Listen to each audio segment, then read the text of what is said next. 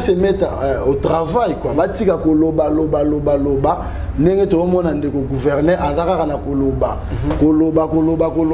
O pas avec liboso Kimbuta naika koloba musala muki. Donc Kinbo Peto et ça il est le côté. C'est ça slogan. Et puis tu évites Kinbo Peto dans un concept.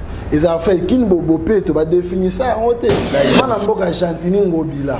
Ngai nazara na confiance na été. Donc aux la confiance c'est Chantini Ngobila té. Azaki gouverneur na Yumbi kuna na Maindombe. Budget na yebani.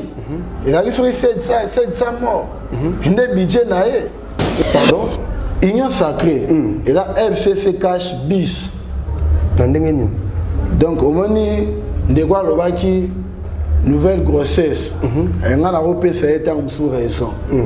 Pour que mon papa l'aura bambo sokodia, ba kabiliste, ba Carola Guito, ba kabiliste. La mère Mende, ba kabiliste. Gouvernement webimat. Au moment ba Mende, au moment ba okomona ba tebele belo to yebika ba kombo ana oto yebina bango na kabila nde bango komona ndeko wana eza Alexa ba congolais c'est construit autour des gens les katumbistes c'est construit autour de Moïse Katumbi ba sangani wana ba tshisekediste ba kabiliste ba muséiste ba weransoniste ba warrior ba nyonso ne ba osala lisangana bino bobengi union sacrée alors babimisa gouvernement na bango mais siko ekoumela pourquoi parce que boyoka nikune ezate ba parlementaire début à IDPS baluka changement babana ko mananzela lelo temps changement yé changement siko ka ba Jean-Marc Kabound ba Augustin Kabuya ba Peter Kazadi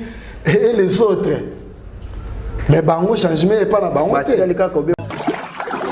Pour vous offrir bien plus qu'un flat hôtel et faire connaître la nouvelle expérience, Orideso Commercial Kinshasa à travers l'Afrique centrale écrit une nouvelle page de notre histoire.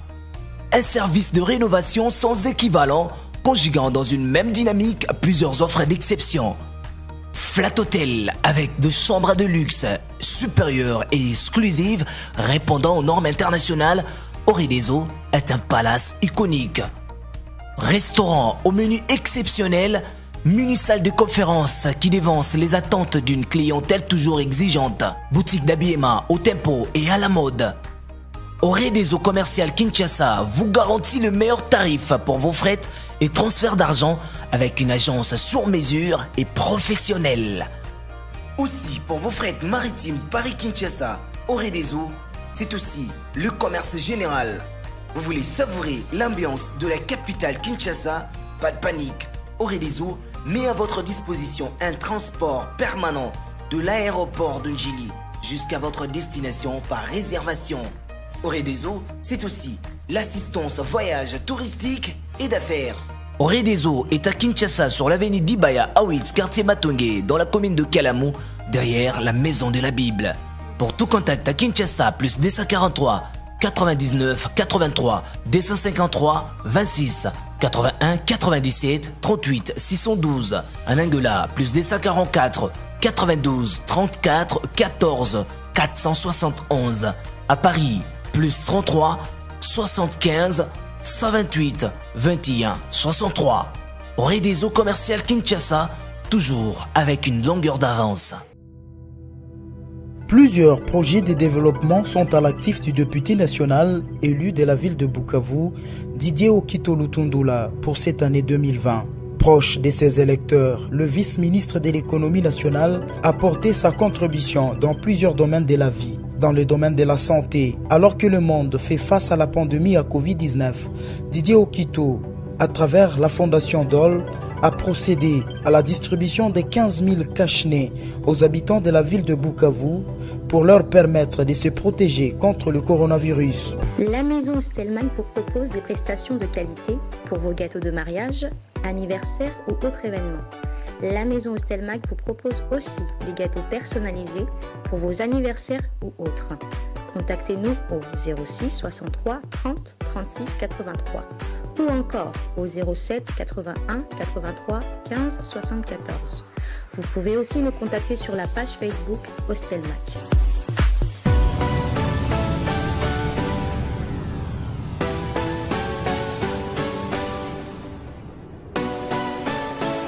Et tout corps qui chante aujourd'hui, FILF, salut à toute personne qui nous regarde à ces moments, c'est votre jeune journaliste d'investigation Enoch Obinta. Alors, pour Onamokolo moi, Lelo Yobongo, na mbeli bino moko ya bayi basala nzambe kasi azali mosala nzambe kakate azali pe mosala nzambe mais apesaka baide na mayi matali politique ya mboka na biso. Il répond au nom des frères Junior Bolia, prophète Junior Bolia na yende to kosembola ba question d'actualité. En tout cas, nazali kosese koyamba ba peine bino, j'ai reçu des appels presque partout dans le monde, Tunisie, Gabon, Canada, en tout cas on est ensemble. Ba doléance beaucoup pesa yango biso nde na terrain to kosala boloba ki lelo na lobela moi mingi maye matali élection makambo etali réforme électorale makambo etali mai makambo etali gouvernement ya premier ministre Premier ministre voulais-je dire Sama Lukonde, pourquoi le gouvernement n'a pas attardé na yende te ko sembola ba question. Bonjour Ndeko Junior Bolia. Bonjour Ndeko Binta. Santé, ça va? À part passer à Congo, hein, parce que Congo te va quand on a passé, maï passe, courant passe, ça va. Nzamba osala ngolu marqué ka ndongo lobi marqué ba passe courant passe transport pe ko koma passe mais nzamba zo batela to tambola malem. C'était depuis le lundi dernier les arrêts journée mondiale ya maï. Mais ngala kenda ki na placement bien à Livulu. Mais la zaki na caméra te na kena ko sona ba mana comment est-ce que kuna ma ezali passer na ngambo ya zone côté ya avenue moko ki solo kile bat baleli ba binde ko journaliste vraiment ma ezali passer. Alors yo ezali bato bo pesa kama wa idée na bino comment est-ce que mboka na biso Congo yo na eloko ezali vraiment wana fleuve Congo tala mai monene na lelo bat ba ko zanga mai ba ko zanga pour analyse na. Bon, ndeko eno ki ngai esalaka ngai pasi komona mboka lokola Dubaï oyo ezali ba pays désertique nde balobaka na français mais bazalaka na problème ya mai te biso soko longoli bibale oyo toza nango na bamai oyo toza nango bambula mpe enokaka ntango nyonso donc na ata na ngonga moko te ya moke mboka lolenge oyo ekozanga mai ekomonaka bamama bazokonyokwama mpona kolukaka mai ekosala pasi alors nyonso wana ezali po ete bao baza likolo baza na politike moko te ya malonga to ya malamu na epimelo wana to na etendi wana alors Kinshasa na superficie nango mobimba je peux dire kaka peut-être 20 à 25% des bazar un peu servi en termes d'eau potable.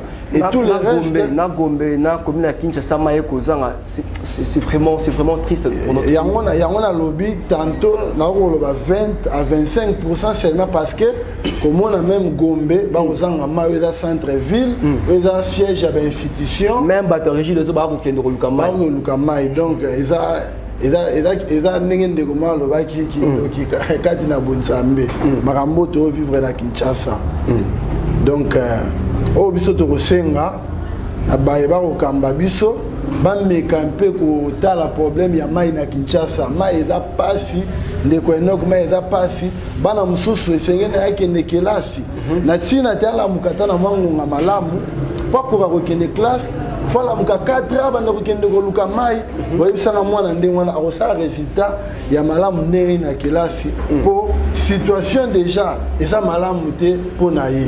Ok. Alors, tokolobela mai matali mai tokolobela pe bosoto na ville province ya Kinshasa. Si je ne me trompe pas, depuis 2013, 14, 15, 16, tozalaki na ba ONG moko na ville province de Kinshasa na kombo ya grec ONG na Cadecom ONG. ONG wana ezalaki gouvernement doit soutenir bango bato babane ko kombola ko sala kolongola bosoto na kati ya baveni to na kati ya ba route principale bayaki bongo financer na gouvernement en tout cas nga azolo ba vérité ONG wana babandaki lolenge esengeli na premier ministre ex-premier ministre de Komatata Pono bazaki vraiment ko futama lolenge esengeli. Tant au départ, il y a Matata Pogno, Sami Badi Banga, aye, et comment qui ben na moi difficulté à bas paiement. Tant où Sami Badi Banga accueilli, Neko Bruno Tibala, aye, évolution ezalaki vraiment moi mukie. Alors lelo yo tango ilunkamba akotaki balongolaki directement ba ONG wana. Alors maintenant le banin parle.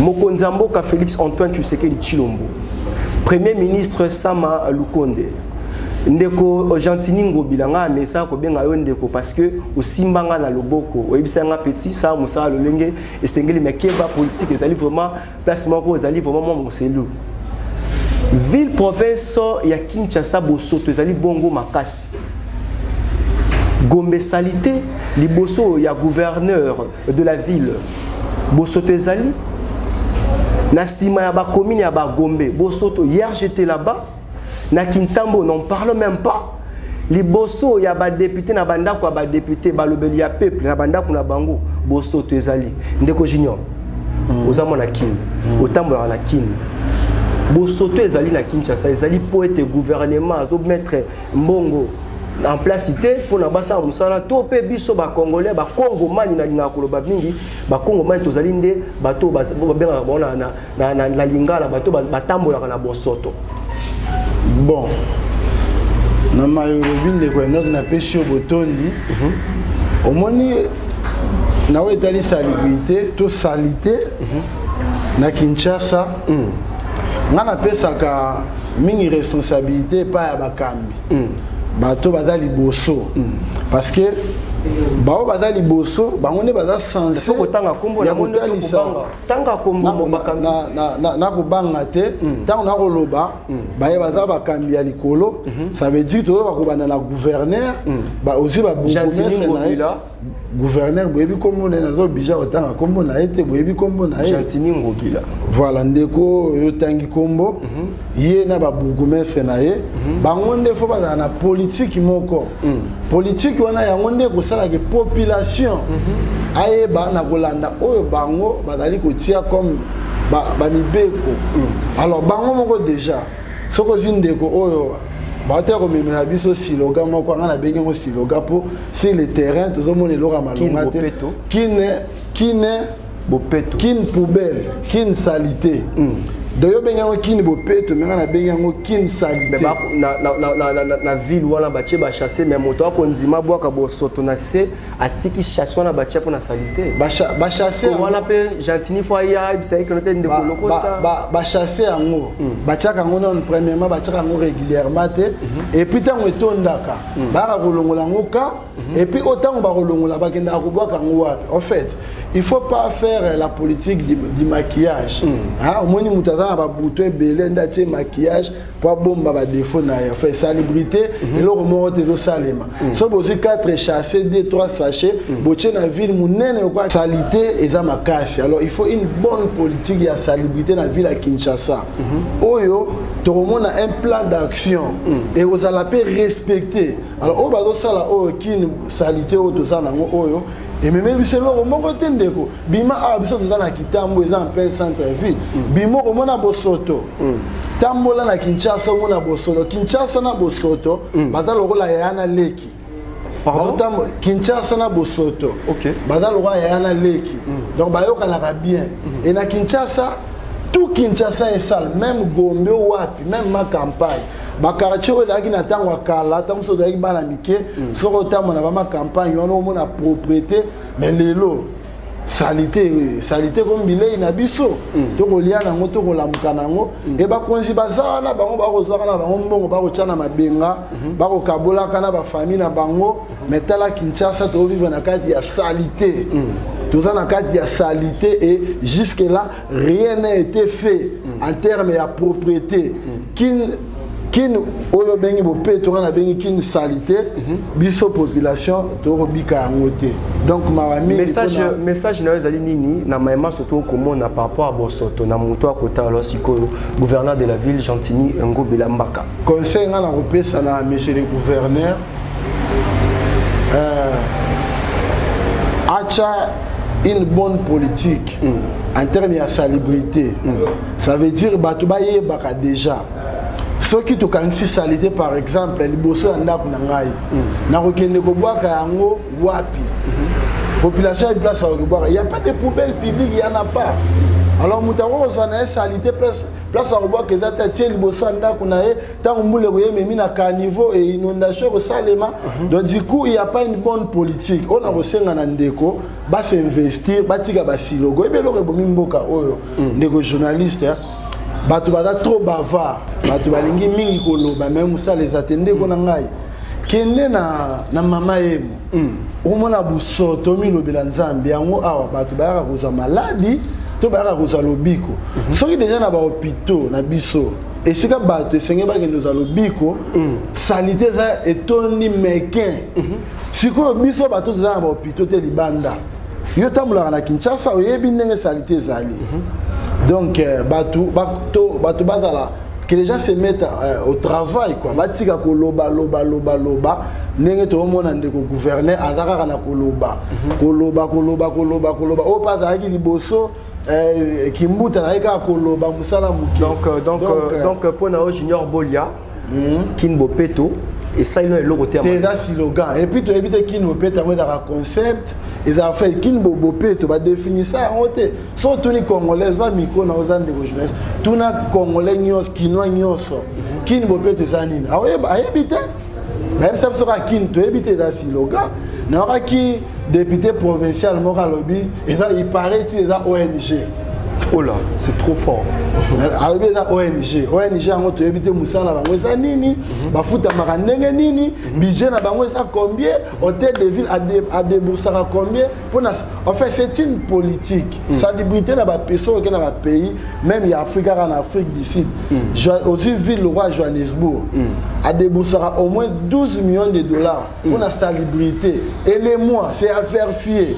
Donc on a que la politique moko ville azolandela à la loupe mais biso awa est-ce qu'il y a un budget pour ça est-ce que mutalobela kango il est conséquent ayeba ki makambo solo ayeba ki ni fo banda ayeba ki ni fo sale donc ngana kosenga na ndeko wana na ndeko papa gouverneur selon yo pona yo mbongo ba ko dépasser ba tonga zando ba longola ngo ba tonga zando te ba tchana ba bongisa mota banzela bon na ebité wana za sujet mususu makambo ko tonga zando biso tozolo ya no salubrité o eza kasi de manière générale mon salaire ko sale maté na lo bit la place bazwa obima ba budget ya mboko tangi Bachaka 12 millions pour Johannesburg. Voilà, Bachaka 12 millions pour Babungisa Kaka Mboka wana. Kobongisa ça dit kolongola bosoto mensuellement, c'est ça non? Voilà. Alors ce que biso ba dépense mususu ba kosandeti zando baliba tonga zando ya sika. Tokota mbamoko na sijon baliba tonga zando ya sika. Est-ce que monite ke mbongo fa ba tonga zando babongisa ta banzela ezali vraiment na boso? Wana ça c'est dépassé de coq à l'âne. En fait, il faut y avoir un lobby ba konzina biso tozo ba na problème moko ba na problème ya vision. Monisa mutu vision zate abano kini de coq à l'âne ça veut dire bayaki abalobi o Kinshasa bopete o to tu ko lobi la sika Kinshasa bopete ngo ni ne changer et l'autre côté mais quand même et l'autre côté changer ba iba côté sur un projet mususu projet ngo ezali kotonga zando na munene oyo biso nyonso tolingi pe zando etongama ezala malamu mais na contexte nini okende kotonga zando si ça no kini bopeto et puis mwana mboka wana ngana nazaka mboka Jantini Ngobila ngai nazaka na confiance na été donc ozaka na confiance ya Jantini Ngobila te azaki gouverneur na Yumbi kuna na Mai Ndombe budget na yebani ezaki so 700 morts inde budget na ye et je pense que ba député provinciaux à ville à Kinshasa bada responsable il y a mes gestions, ton mauvaise gérance au vu la Kinshasa et au vivre à l'élo. Madame responsable numéro 1. Au bangonde va voter en découverte.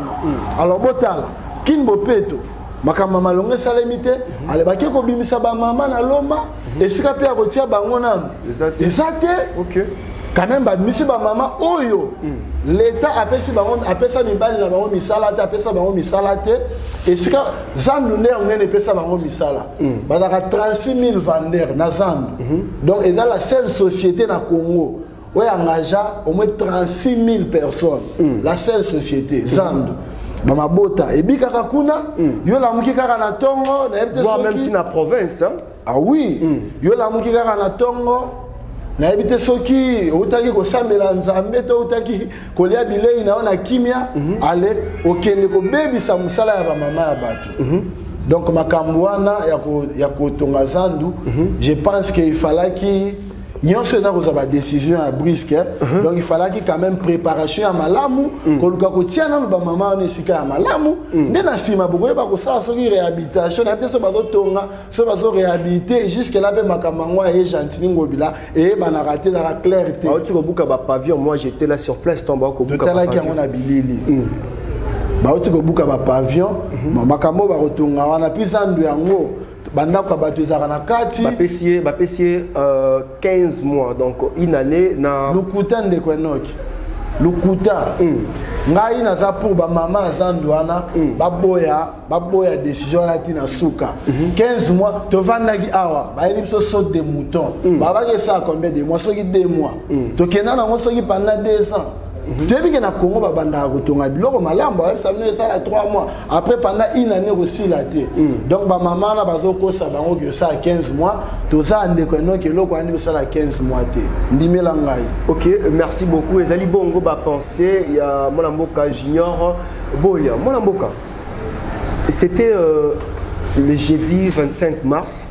Tout le monde qui mokande ko circuler na ba réseaux sociaux, ezali te ke ba rumeur, mais ezali eloko ezali na bo solo que décision epesami que ba comment na moto moko te ya FCC na kati ya gouvernement ya Sama Lukonde. Est-ce que point de vue na ona makambo ezali bon ngai penza mboka oyo na ebite soki photo ke na batu na kamba basukola bango na mai na ebite soki fo basambelela bato déjà bata FCC batana ba institution président Assemblée nationale Mboso Kodia aza mutu ya FCC bongo tendeko elobi yo aza mutu ya FCC Bati Lukwebo bon ezaka FCC ozwi bandeko ebele baza bato ya FCC mwana mwasi moko akomi namonaki ntango na élection tosalema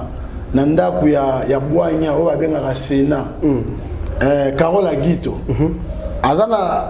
azwi fonction na bureau ya sika te azwi fonction na bureau ya sika nayebi te azwi fonction moko wana na saisi yango malamu te baza moto ya FCC bata FCC baza déjà na bainstitution ici ya eloko bokobenga union sacrée eza association bata FCC eza FCC cash bis pardon union sacrée eza FCC cash bis na ndenge nini donc omoni ndeko alobaki nouvelle grossesse nga na kopesa ye ntango mosusu raison mpo komona bapapa loka bamboso kodia bakabiliste bakarole agito bakabiliste lambert mende bakabiliste bato wana nyonso ozomona wana donc batingi mpululu bakabiliste baza ebele atoko otanga bakomona bango te loka toosala pibi baza ebele ce sont des kabilistes mais bango nde baozonga Sama Lukonde est kabiliste pour ton information. Asalina Kabila tant moulai. Moi na G7 après positionné Bandego Yebalate après on a commis premier ministre. Donc moi je pense que Kabila il y a un individu Aza sous président mais Kabila il y a un esprit, une idéologie, un système. Azali na bokonzi. Siko boni ba kobo ya bandeko o ya FCC ba kota gouvernement tout ça la poser à ba congolais. Bango pe bazali ba congomani lokola biso. Alors comment est-ce que décision est ya que non te ba boya bango? Bon. Ngana éviter ba bandeko na biso oyo. Ba se contredire ba okele na sewana loko ni nezali na sewana mais déjà il y a un lobby ndeko premier ministre wana ils ont PPRD ramification nango ya wana ti lelo bazaka na bensi ce sont les mêmes personnes Sama Lukonde il était ministre sous Kabila ici et il y a pas longtemps na 2015 et vous pensez et puis wana bien avant Et puis vous pensez que 5 ans plus tard, Kikabilisme, il va changer facilement. Moi je pense que décision na éviter peut-être pour FCC on peut tout éviter FCC soit pour FCC vous allez FCC bar union sacré FCC vous allez FCC bar kingaka progressiste ba FC comme belé et comme belé FC na mona pe bandeko ya o ba vimba ya PPRD bango pe ba sali PPRD na mettre chalet donc sûrement bazali pe na FCC na ya elle ba mettre to ko lo bande ngwana donc to éviter bandeko FCC gouvernement webimat o mona ba mende o komona ba okomona batebele beloto yebika bakombo ana oto yebina bango na kabila nde bango komona ndeko wana eza kolekisa bakongolais. Alors comment on a lelo borum ici à gouvernement déjà plus d'un mois depuis le 15 février le Tozali Bongo déjà le 27 si je me trompe le 26 pardon gouvernement Kobimate. Alors ni vraiment ils assez boy ko mais c'est vraiment gouvernement ya biso bon parce que peuple a souffrir peuple a souffrir ma ezate ma pemati courant facture cher courant za la kate lipa et mati ma desu mati sardine et mati. Merci ndeko na koloba makambo mibale to misato à vous. Il y a les bosso, les Congolais, ils ont une notion d'attente. Déjà, en termes d'attente, ils perdent de temps inutilement. Le gouvernement, c'est un gouvernement démissionnaire. Tout à fait. Il va faire courante. Donc, c'est un gouvernement démissionnaire. Et vous allez prendre beaucoup de temps. Pendant que ça, le qu'on a habité, déjà, union sacrée. Pardon? Ça déjà les poutres na bango ya kizobazo ba bengi union sacrée. OK. Basangisi ba bembiste, ba kabiliste, ba mobake on peut ba na union sacrée. Ba katumbiste. Ba katumbiste. Marqué que ba mouvement moto ka ba katumbiste, ce sont des mouvements non définis sans idéologie. C'est conçu autour des gens. Les Katumbistes, c'est conçu autour de Moïse Katumbi. Basangani wala ba Tshisekediste, ba Kabiliste, ba Muséiste, ba Weransoniste, ba Wario, ba Onyoso, ne ba osala lisangana bino bobengi union sacrée. Alors, ba binsa gouvernement na bango. Mais siko eko umela pourquoi? Parce que boyoka nikune ezate guerre à leadership. Guerre ya leadership ndeko enoki.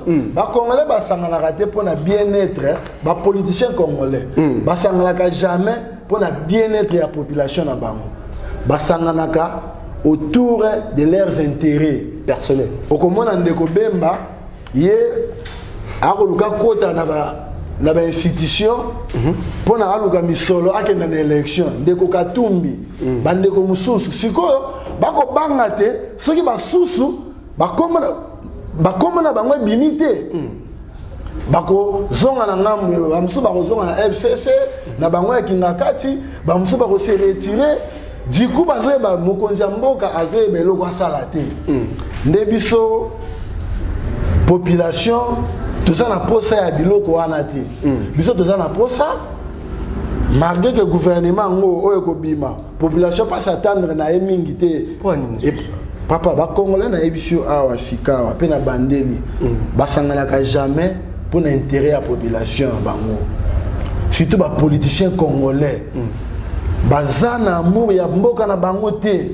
baza na amour ya basi na bango bana na bango bandeko na bango pe makangu na bango ya mboka te yango komona tango gouvernement ngo pe kobima kala mingi te okomona ba papa moko bazaka na bakazaka eza pena makasi te nous ressortissants de nous félicitons les chefs de l'État d'avoir pris l'un de nôtres donc okomona que ekozala nango vraiment population à s'attendre na ye mingi te na gouvernement oyo ekobima population s'attendre na ye pena est-ce que na mwanga muso komona te que notre premier ministre akoluka abimeselo ka bien o que notre kozala pour l'intérêt à population congolaise bon yemo premier ministre budget na ye na Jekamine auto na Jekamine budget na ya Jekamine to ebité to ebité so basalaki malamu to asalaki mabe bon bakoloba ki yende ordonnance na ebimaka ministre moko blokaka yango bakoloba tango mosusu aumeli mingi te na Jekamine bon azalaki mpe ministre ya sport awa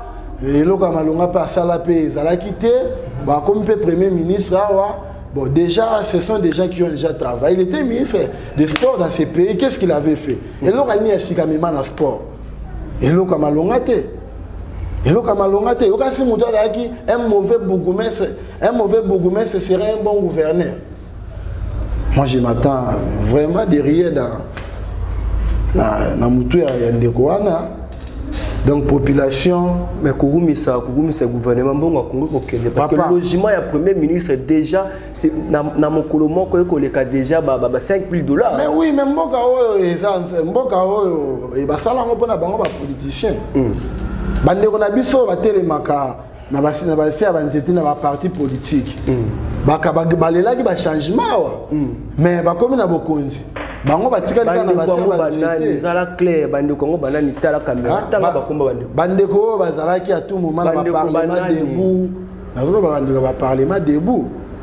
Chaque parti politique ba komba ba parlementaire. Papa, ba parlementaire de Boubiso se barana dimete sur la 12e rue. Banani, bata parti nini. Papa parti ni dans la 12e rue. À part IDPS parti ni na 12e. Mais tanga okobanga, mboka za biso ndeko jibio. Papa na kobanga nani? Lumumba kufate. Baboma rosia ate. Baboma Deschamps Kapangala ate. Baboma ba Floribert Chebea ate. Mais okobanga na kobanga liwate papa ngala mo Kristo ngala kobanga liwate. So na okufa na kufa. Na kobanga batu te papa. Moi je crains le Seigneur na kobanga batu. Ba parlementaire début à IDPS. Ba luka changement ba bana ko mananzela. Le temps changement yé. Changement ce qu'on pas ba Jean-Marc Kabound, ba Augustin Kabouya, ba Peter Kazadi et les autres. Mais bango changement et pas na bango te. Batika lika na sa banzete bazo lota bandoto. Bande na bango bazana pouvoir ba repesa ata bango mo ba repesa bango musala te. Ne les autres oh biso to zakana bango te, ne biso to koselani. Donc ba politicien à Congo, biso Congo ndeko non tozana malchance. Il y a des politiciens autour de bango. L'homme politique congolais c'est un démon. Pardon? Nabi Moïse politique n'est journaliste. Il y a Congo, République démocratique du Congo, Adam Ndoki. Donc, attends, quand bon moyen moyen, il y a molonga ni naie pe abana naie. Na famille. Kasi ya mwana nyonso tendeko. Siko batu ya ndengwana. Nga vraiment na zela kalanga mingi te na gouvernement. Na ba gouvernement où la population se retrouvera na été. Mais ceux qui le lot pose aller mon Christ, obi ko zali mon Christ, zali chrétien. Les lots ceux qui gouvernement où ekobima ya sama lukonde. Bazio atana moi ba Christ, atana moi 4 pasteurs, 3 pasteurs ba tche bango, atana moi na moi 3 ministères, moi qu'est-ce qu'avancement ekozala. Kocha basala nzambe bato bayebi bosolo bato bayibaka te ndenge biblia ekomama kanote basala nzambe bato batambaka na bosolo na alima. Est-ce que ce qui batie bango moi changement mboka na biso ekozala? Bon là ce n'est pas un problème. Ngai nako zala mieux placé ti akolobela basala nzambe na caméra boye.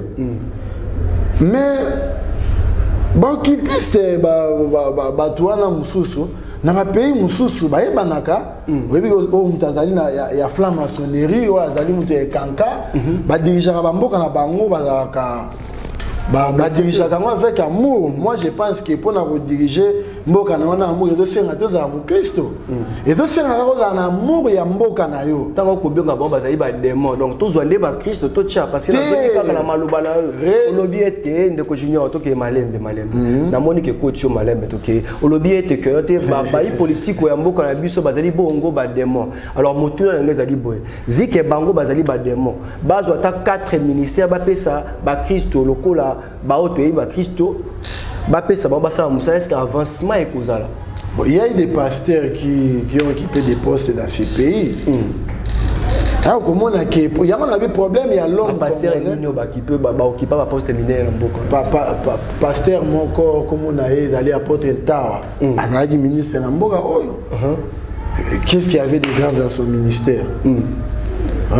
Ba pasteur ebele belo ebi bia ba musu bazalaki na ba conseiller na ba présidence elo ni amalonga to moni ngana ngi koloba ko omoni problème ya classe politique ya mboka na biso il faut pas renouveler et au vrai sens du mot pas renouvellement ou ya maquillage hein bosi bo déshabiller Saint-Pierre pour habiller Saint-Paul ou anaté il faut le quoi les alibé motuya ko déshabiller Saint-Paul bo déshabiller Saint-Paul pour habiller Saint-Pierre donc bosi mende bolongolé na Kabila bo comme chez na Tshisekedi atikali mende donc moto na ye eza kaka ko détourner eza kaka mauvais lukuta eza kaka donc c'est ça vous avez des mêmes personnes na même époque azali moboutiste un moment donné comme Tshisekidiste le père un moment donné comme muséiste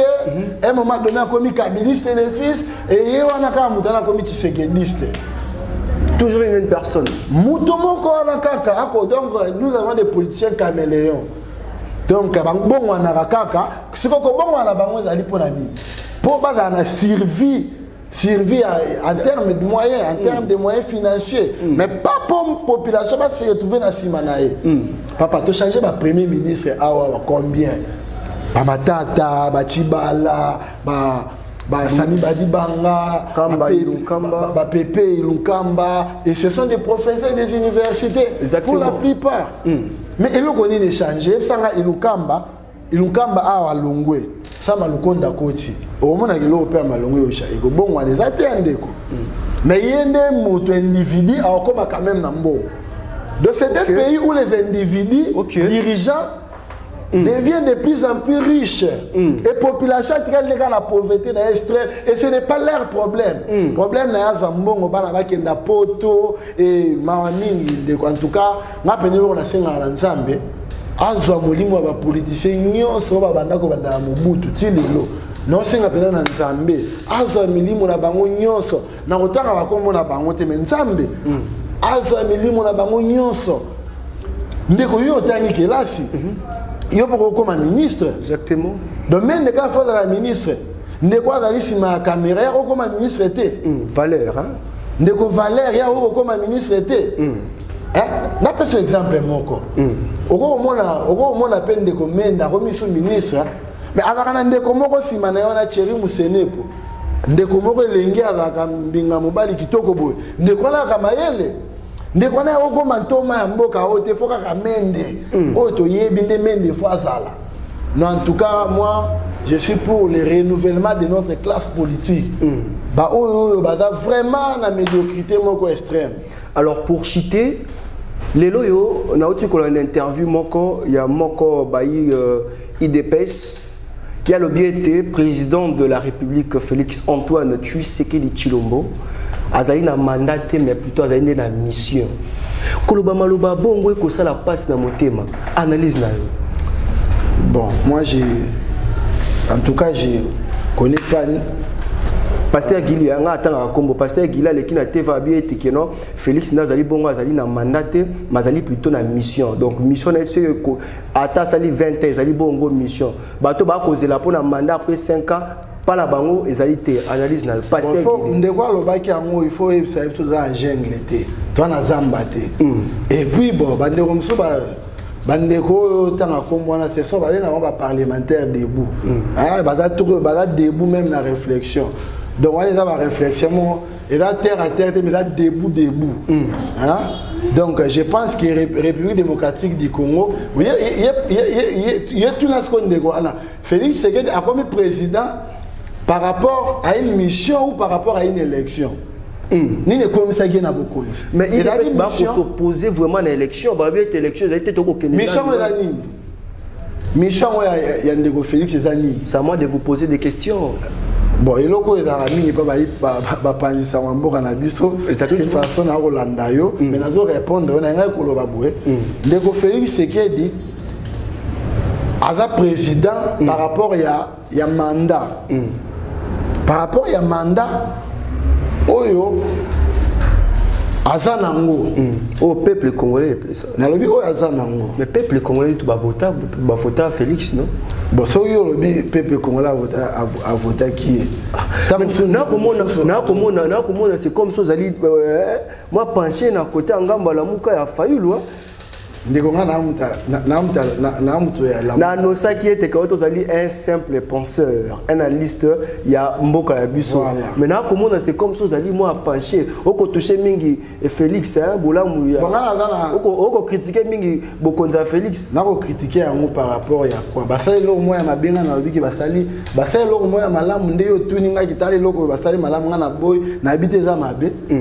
Ça, moi je ne suis pas dans cette démarche. Maintenant, on a bakawati azaki bon papa ba élection salima na mboka oyo boyebi ne suka papa. Ndenge ni ne suka. Boyebi ne ba élection salima na mboka oyo. Hein? Boyebi ne ba élection salima et puis ndeko Félix Yemoko sima ko invalider ba député belé na cour constitutionnelle a benga président cour constitutionnelle à l'époque et là qui président Bernard Luambapé à son nom, n'avait pas na bon moy. Ah, benga à l'époque, à Ipsaka qui nous fait revoir papa. Makambe belé les cas d'élection mais bref, président Félix Antoine Tshisekedi Tshilombo on a pesi ben moti fika sali, yende cour constitutionnel a déclaré comme président yemta sali. A sali par rapport à un mandat. Et puis même toi qui même la réflexion debout yande quoi no tangi comme pasteur Gil. Mais na yebi été ndeko okubanga na kobanga eye ndeko ngo ndeko aide peskas ndeko aide peso tangi komona même une mission à une période est-ce qu'il y a une mission indéterminée même mission Jésus est déterminée au benye pasteur mission à droit dans musala nzambe mission Jésus est détaillé là qui n'attend yesu oga osala makambo nyonso te mosu atikela ba disciple donc moi je pense que élection en Mboka ou Erosala. Ce que l'élection est salée de population, on se prend en charge. Mais recensement, ce que y est, ou comment est-ce que vous attendez au mieux? Papa, est-ce que tu en attends? Recensement président, à comment il président, ça fait au moins 2 ans et demi, on a 3 ans. Recensement, on a dit, faut pas dormir au sommet de l'État, mon frère. Faut travailler sur comme il faut ça, papa. Bino boko la pongi et puis boko comme na tango moko boye élection et aux alliés na recensement et aux alliés et aux alliés na recensement élection za makamususu recensement za makamususu surtout que recensement est pour na koyeba motango ya baimbo kabanso pour na kokena élection ba kena na fichier électoral et fichier par rapport ya baza na carte électeur. Bon, majeur, on est voté. On est lié à l'élection en 2023 de Gozala. N'est pas il 5 ans. Rappelez qu'il y a un consiambo à Sala Keba. En 2023, il faut élection. Et ce que l'élection est, la population on se prend en charge. C'est comme si mon consiambo a glissé. Comme si glissement est baimbo kabala na malamu ezana tala bango ezana na nzembo moko ba ivoirien bayemba mais adage ba na mboka na bango baloba on dit premier gaou n'est pas gaou mais c'est le deuxième gaou qui est nyata na ndimbola yango na lingala ingi koloba boy omoni soki moto akotambola ayebi tete libulu ya ikuna aka dini na libulu moto ana premier gaou n'est pas gaou donc moto ana yazali zobate. Deuxième gars qui est nyatengi koloba moto o sko ya moni moto dindi na libulu mais yepe ayesi manaya moni ke moto sa dindi pas dindi yenda ali nyata sa yenda ali maelite ndeko Félix Tshisekedi soki alandi nzela ya Kabila akosuka lolenge moko na Kabila wana nazolo bango sans kobanga soki alandi nzela ya ndeko Kabila akosuka ndenge moko na Kabila. On ne peut pas reproduire les erreurs du passé. Vous allez finir de la même manière. Bande quoi idée pèse lipa na mili qui a pouvoir et puis ça va ngolo lendo te baye bibisika ni ba utaki. Ce qui président Aroluka a glissé a retambola chimamito ba congolais na France na ba États-Unis. Ba ndeko Félix a osala o akoyiko sala pe akosala o akosala pe mutu musu akoya pa koya pete na makanisi ya malamu. Oh, bah, il y aura bénéficiaire nango. Il n'y aura pas un président éternel. Sauf que le qui est na ngamba mai.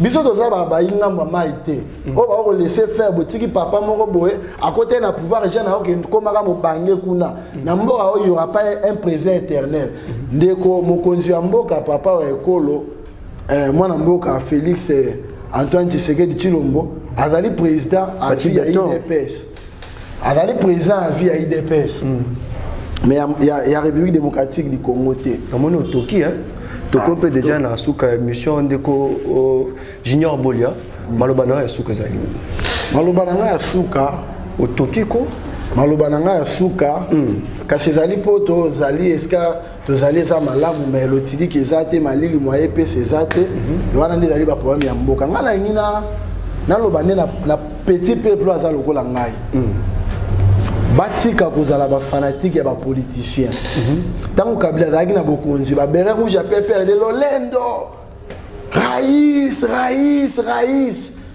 Kabila alonga na bokonzi akotaki na baboots azalaki na mbongo te abimi richissime atongi paradis terrestre epa na ye na kingakati akofandaka ye na mwasi ne na bana na ye na bandeko na ye azalaki malamu bango batikali kaka babola bandeko na biso ya IDPS mpe bazalaki awa alternant changement lelo mwana mboka Félix Tshisekedi akomi mokonzi bakomisi ye beton bango batikali kaka na sa nzete mais beton ye bomoi ene ekochange alors population tozala nsima ya bato te mais tozala nsima ya ekolo mboka na biso ndeko enoko oyebi ke nazali kosilisa moyebi ke na mboka oyo bakoma koteka bapoussière ya mbisi ya kokauka olo bakoma koteka yango bakoma koteka bapoussière ya maka seke mama mobali nasaka na fonction publique mais azalaka na mbongo osomba makayabu te soki balambi matembelo okoka yango solo ya makayabu mais luka likayabu na kati okomona likayabu te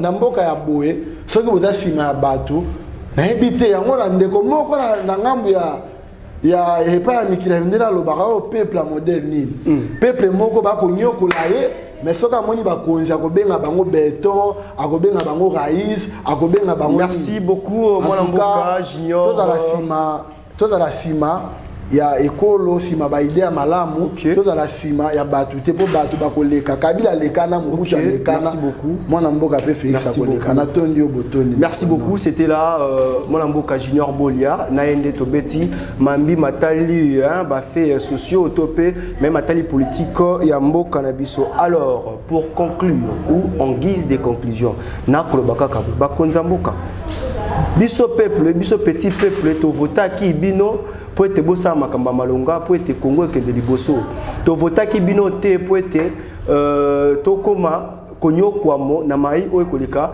na kati ya mboka na biso alors j'ai dit merci comme ça la grande équipe technique ya Congo Mokili merci à toi Valère Massamba merci à toi Capriski Lokwa Eldrick Luzolo ainsi que